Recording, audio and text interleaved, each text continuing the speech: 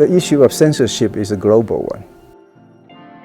We have, the history of censorship, of book banning in different countries, different cultures, for different reasons. And I'm particularly interested in the history of banned books in China because, China's long history. So we're talking about a few thousand years of book banning. I've been painting books, I've been doing works related to books, related to what people have done to books since the mid-90s.